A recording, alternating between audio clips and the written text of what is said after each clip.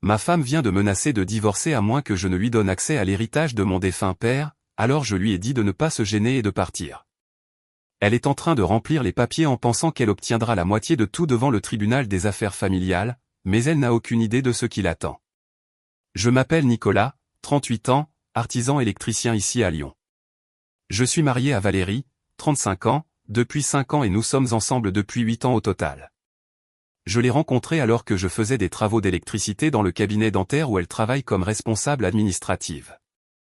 Elle était drôle, avait les pieds sur terre et semblait sincèrement intéressée par moi, pas seulement à la recherche d'un portefeuille ambulant.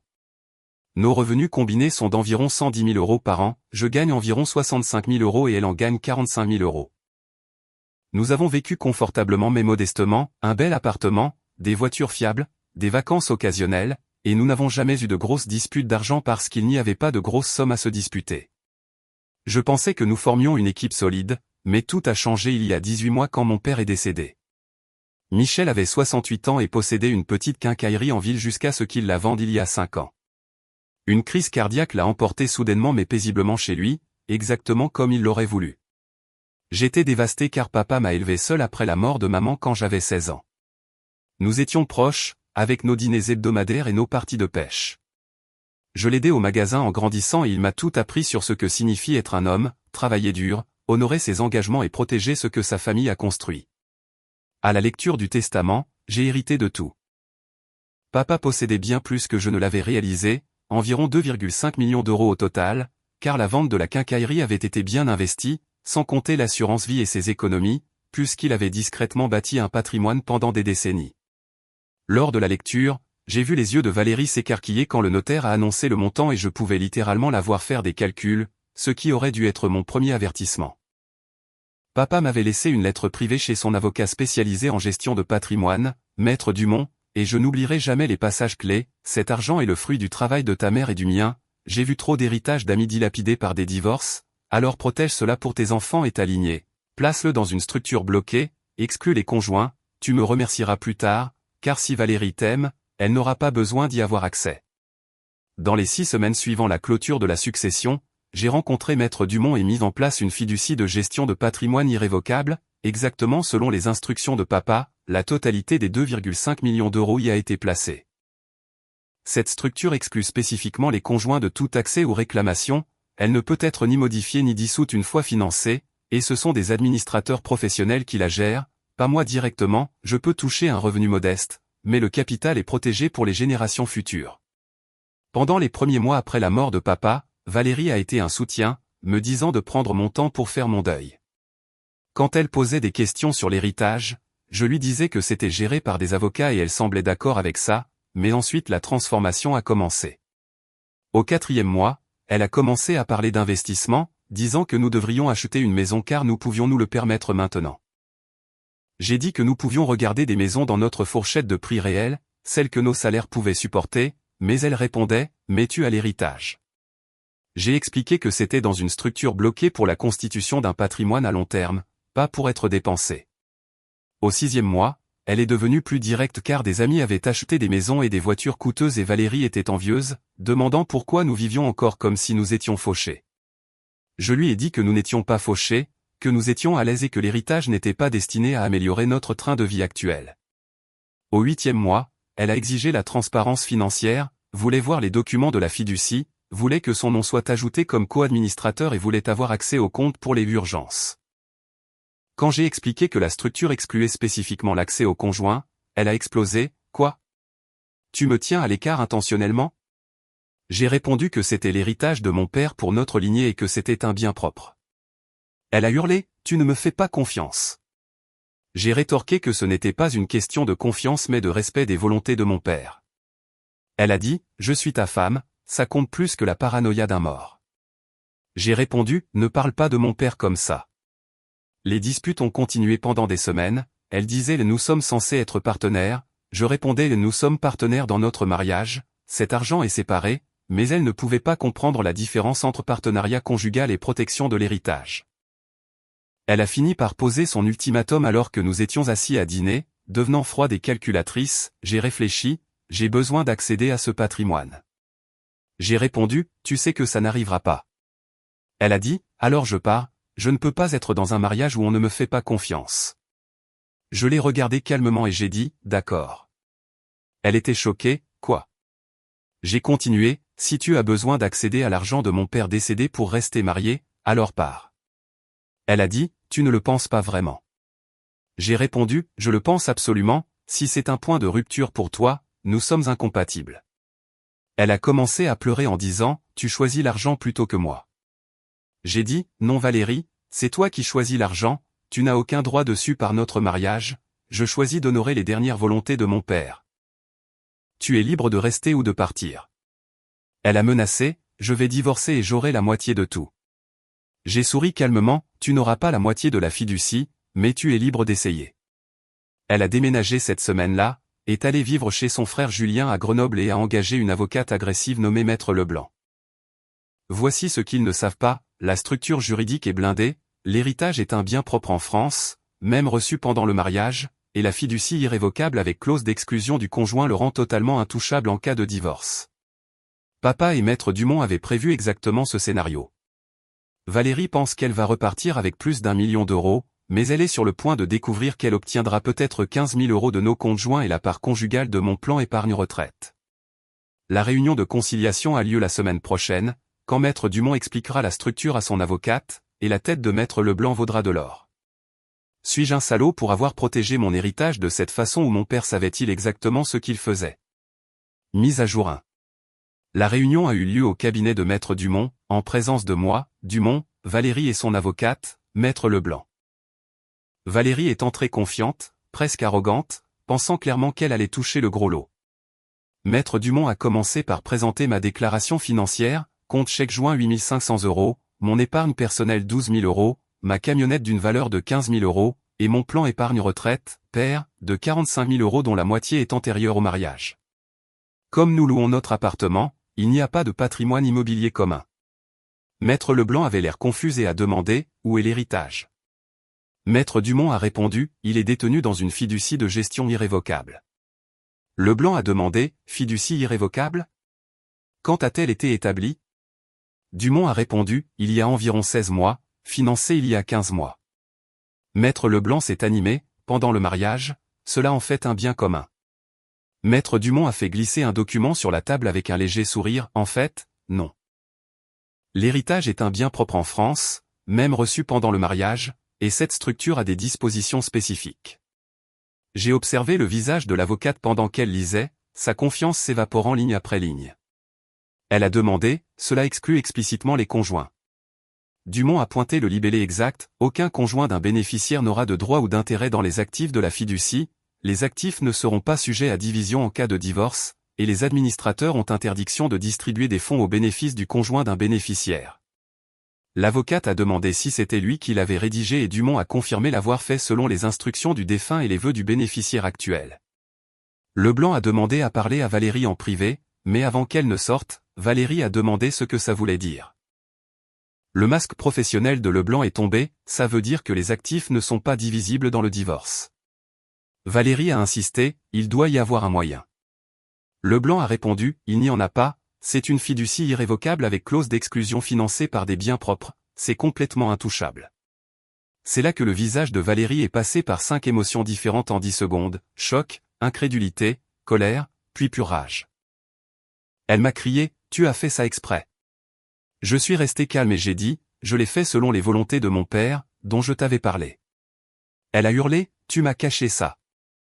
J'ai répondu, je t'ai dit que l'héritage était géré par une structure, tu as juste supposé que tu y aurais accès.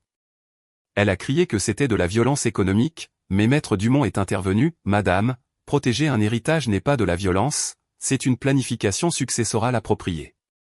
L'avocate a emmené Valérie hors de la pièce pendant 20 minutes et quand elles sont revenues, Valérie avait les yeux rouges d'avoir pleuré et Maître Leblanc avait l'air professionnellement vaincu.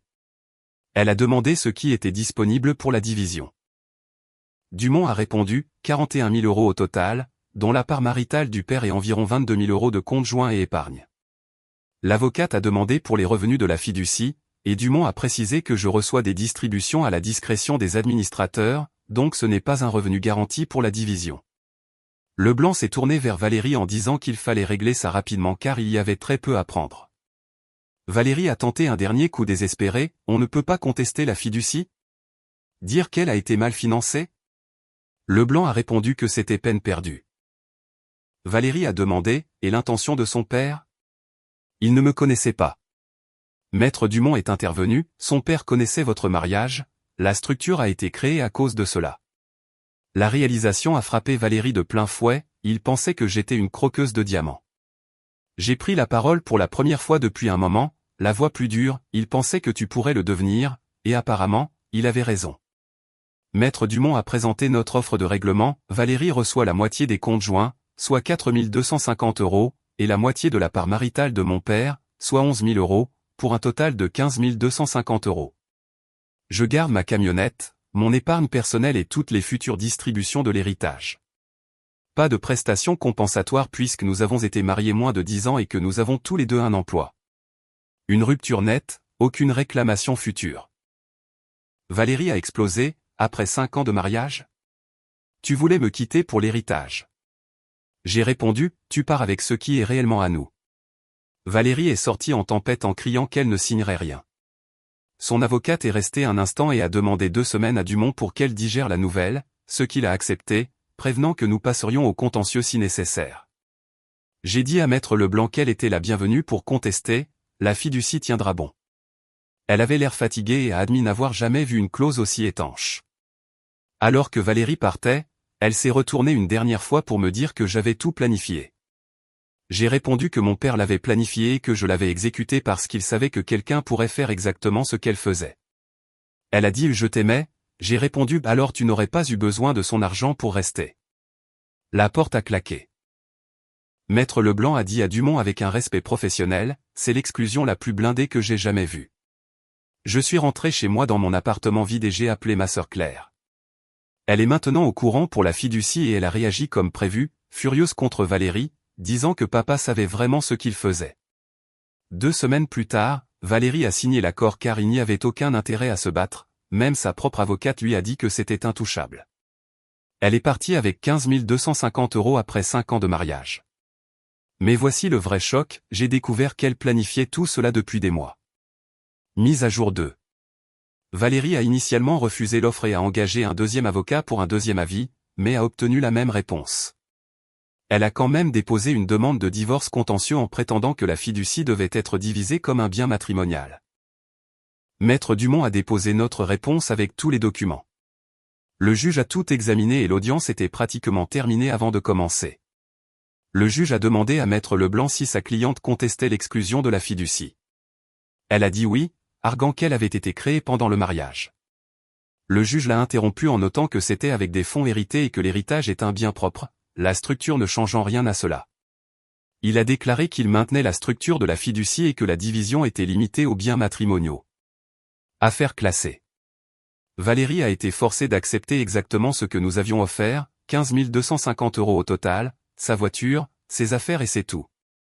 Pas de prestations compensatoires, aucune prétention sur l'héritage, jamais. Une semaine après la finalisation du divorce, son frère Julien est venu à Lyon et m'a demandé de le rencontrer dans une brasserie. J'étais méfiant mais j'ai accepté. Il m'a tout de suite dit qu'il me devait des excuses. Il m'a expliqué qu'il avait dit à Valérie qu'elle avait raison, que j'étais contrôlant, mais qu'il avait tort. Il a sorti son téléphone et m'a montré des captures d'écran de messages que Valérie lui avait envoyés des mois avant son ultimatum, à une amie, 6 mois avant même qu'elle ne fasse sa demande. Les messages disaient, le père de Nicolas lui a laissé presque 3 millions, je vais faire pression pour un accès conjoint une fois la succession réglée. Il est sentimental à propos de son père, mais il finira par céder. S'il ne le fait pas, je menacerai de partir, il ne prendra pas le risque de me perdre. Mon sang s'est glacé en lisant ça. Elle planifiait cette manipulation depuis des mois. Tout son cinéma J'ai besoin d'accès où je pars n'était pas une crise émotionnelle, c'était une stratégie calculée. Julien a dit qu'elle pensait vraiment que j'allais céder. Je lui ai dit qu'elle ne connaissait pas la structure de la fiducie et que papa l'avait mise en place pour empêcher exactement cela. Julien a secoué la tête en disant que mon père était intelligent. Le divorce de leurs parents les avait détruits financièrement et Valérie a toujours été paranoïaque à l'idée d'être exclue, alors elle a essayé de prendre les devants. J'ai dit que je comprenais la peur, mais qu'on ne peut pas exiger l'accès à l'héritage de quelqu'un d'autre. Julien m'a dit que toute sa famille se sentait stupide car il m'avait poussé à être généreux avec Valérie, sans connaître toute l'histoire sur l'exclusion, la lettre de mon père ou ses mois de planification. Ses parents voulaient aussi s'excuser, mais ne savaient pas si je voulais l'entendre. Je lui ai dit sans rancune, que c'était entre Valérie et moi. Il m'a aussi donné des nouvelles d'elle, elle ne va pas bien, vit chez ses parents, brûle rapidement l'argent de son divorce, est déprimée, en colère et isolée des amis qui connaissent la vraie histoire. Elle parle constamment d'avoir été arnaquée, mais personne n'a plus beaucoup de sympathie. De mon côté, je guéris. J'ai commencé une thérapie pour traiter la fin du mariage et la mort de mon père. Je me suis jeté dans le travail et l'entreprise se développe. Ma sœur Claire et moi dînons ensemble chaque semaine, elle a été mon rock. La fiducie se porte bien, 18 mois plus tard, elle est passée de 2,5 à 2,8 millions d'euros grâce à des investissements prudents. Je retire environ 40 000 euros par an, assez pour être à l'aise mais pas extravagant. J'ai acheté une maison modeste en banlieue avec l'argent de la fiducie, les administrateurs l'ayant approuvé comme un investissement sain. 3 chambres, rien de luxueux, mais c'est à moi. Je la retape moi-même, faisant l'électricité évidemment et un peu de menuiserie apprise avec papa. La paix de vivre seul chez soi, de suivre le plan de mon père, c'est exactement ce dont j'avais besoin. Certains soirs, je m'assois dans mon atelier au garage et je peux presque sentir la présence de papa, fier que j'ai protégé ce qu'il a construit. Dernière mise à jour. J'ai enchaîné les heures supplémentaires depuis 2 semaines et j'ai enfin le temps d'écrire ceci. Vous méritez de savoir comment tout cela s'est terminé. 18 mois après le divorce, la vie est exactement ce que mon père espérait. Je suis toujours électricien, l'entreprise prospère et j'ai une solide réputation autour de Lyon. La maison est parfaite avec mon atelier. La fiducie vaut maintenant plus de 3 millions d'euros. Je pourrais théoriquement prendre une retraite anticipée dans 15 ans, mais j'aime mon travail et la satisfaction de résoudre des problèmes électriques de mes mains. Le mois dernier, j'ai reçu un message d'un numéro inconnu. Valérie avait un nouveau téléphone et a trouvé un moyen de me contacter malgré le blocage partout. Elle disait « Salut, ça fait 1 an et demi, j'ai eu le temps de réfléchir, j'avais tort à propos de l'héritage et de tout le reste. Peut-on parler ?» J'ai fixé le message pendant 10 minutes, puis j'ai répondu « Valérie, je suis content que tu aies réfléchi, mais nous c'est fini. Ce que nous avions s'est terminé quand tu as exigé l'accès à l'héritage de mon père. J'ai tourné la page. Je te souhaite le meilleur, mais ne me contacte plus. » J'ai bloqué le numéro immédiatement. C'était toute la clôture dont nous avions besoin. Selon Julien, avec qui je suis resté ami, Valérie fréquente quelqu'un de nouveau et semble aller mieux. Elle a quitté le domicile de ses parents pour son propre appartement et a trouvé un meilleur emploi. Les 15 000 euros du divorce sont partis depuis longtemps, mais elle a apparemment appris à vivre selon ses moyens. Julien dit qu'elle mentionne encore parfois se sentir lésée, mais son nouveau copain connaît toute l'histoire et n'a aucune patience pour ses plaintes concernant son ex-mari soi-disant contrôlant. Tant mieux pour lui. Je passe plus de temps en famille, Claire et moi sommes plus proches que jamais. Nous visitons la tombe de papa ensemble une fois par mois, apportant généralement sa bière préférée pour lui parler de la vie. Le week-end dernier, j'ai emmené Maître Dumont rencontrer papa, façon de parler. Nous étions devant la pierre tombale et Dumont a dit « Michel, ton garçon a fait exactement ce que tu voulais. Le patrimoine est solide, croissant et protégé. Tu serais fier. » Je pense que papa serait fier. L'argent de la quincaillerie qu'il a économisé, l'assurance vie qu'il a payée pendant des décennies, la richesse qu'il a discrètement bâtie, tout est en sécurité pour les générations futures, protégé des gens qui pensent que le mariage signifie un accès automatique à l'héritage familial de quelqu'un d'autre. J'ai 39 ans maintenant, je suis célibataire, financièrement en sécurité et complètement en paix avec mes choix. Certains gars de mon âge paniquent à l'idée de trouver quelqu'un, de s'installer, d'avoir des enfants. Moi, je me concentre sur l'honneur de l'héritage de mon père, la croissance de mon entreprise et peut-être qu'un jour je trouverai quelqu'un qui respecte les limites au lieu d'exiger l'accès à ce qui ne lui appartient pas. La fiducie continue de croître. Chaque mois, quand je reçois les relevés, j'ai l'impression qu'il pourvoit encore aux besoins de la famille. Valérie a choisi l'argent plutôt que le mariage. J'ai choisi d'honorer mon père plutôt que d'apaiser une épouse qui se croyait tout permis. 18 mois plus tard, je sais que j'ai pris la bonne décision. Parfois, le soir, je m'assois dans mon atelier avec une bière et je regarde la photo de papa sur l'établi. Merci, le vieux, je dis à voix haute. Tu as vu ce que je ne pouvais pas voir. Tu nous as protégés tous les deux. La maison est calme. L'héritage est en sécurité.